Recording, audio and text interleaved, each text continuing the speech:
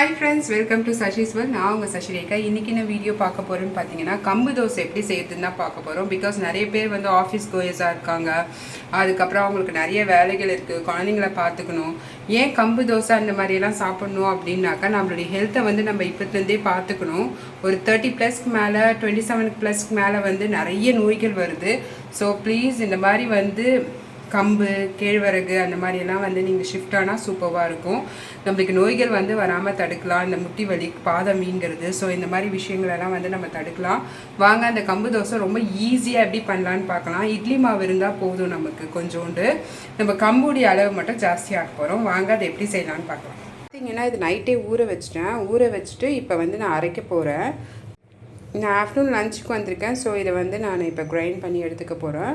இதை கிரைண்ட் பண்ணி எடுத்துகிட்டு நம்ம வந்து இட்லி மாவோடு கலந்து சாப்பிட்லாம். அவ்வளோதான், நான் நல்லா அரைச்சிக்கிட்டேன். இந்த மாதிரி அரைச்சிக்கோங்க, நல்லா தோசை பதத்தில் அரைச்சிட்டு இப்போ வந்து நம்ம ஒரு பாத்திரத்தில் ஊற்றிக்கலாம். நான் கேரட் வெங்காயம் அதெல்லாம் வந்து சின்ன சின்னதாக பொடி பொடியாக நறுக்கி கேரட் வந்து துருவிக்க போகிறேன். துருவிட்டு நான் உங்களுக்கு காட்டுறேன். இட்லி மாவு பார்த்தீங்கன்னா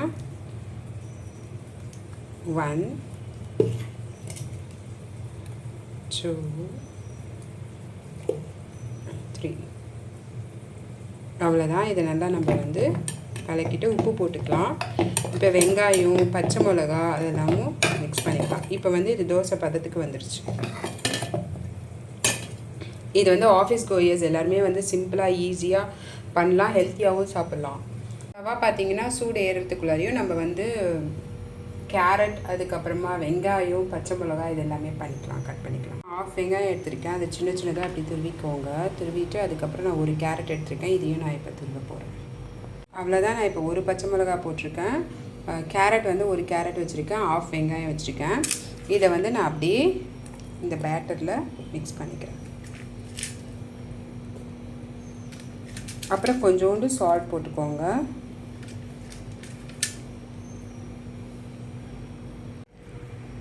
நான் ஜீரா கொஞ்சோண்டு போடுறேன், அதையும் போட்டுக்கோங்க.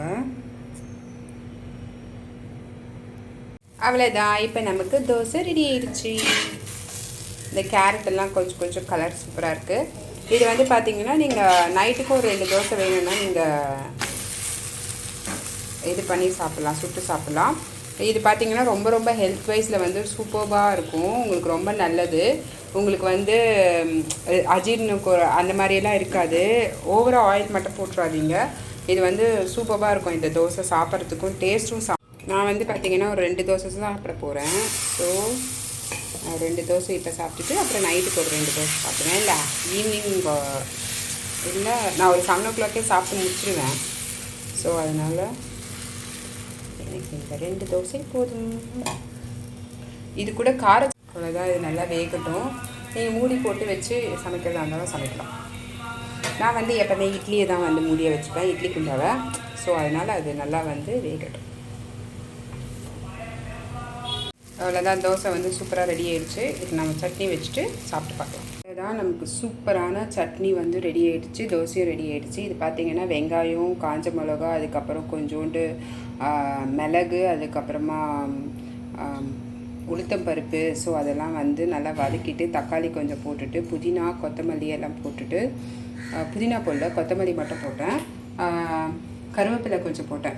ஸோ இதை வந்து நம்ம அப்படியே கிரைண்ட் பண்ணிவிட்டு கொஞ்சோண்டு காரம் கடிக்கும் அப்படின்றதுனால நான் என்ன பண்ணேன்னா உடச்சக்கலை கொஞ்சோண்டு போட்டேன். சூப்பராக இருக்குது, சட்னியும் எனக்கு ரொம்ப பிடிச்சிருக்கு. நீங்களும் இந்த ஈஸியான கம்பு தோசையை வந்து ட்ரை பண்ணி பாருங்கள். லைக் பண்ணுங்கள், ஷேர் பண்ணுங்கள், பெல் ஐக்கான் ப்ரெஸ் பண்ண மறந்துடாதீங்க.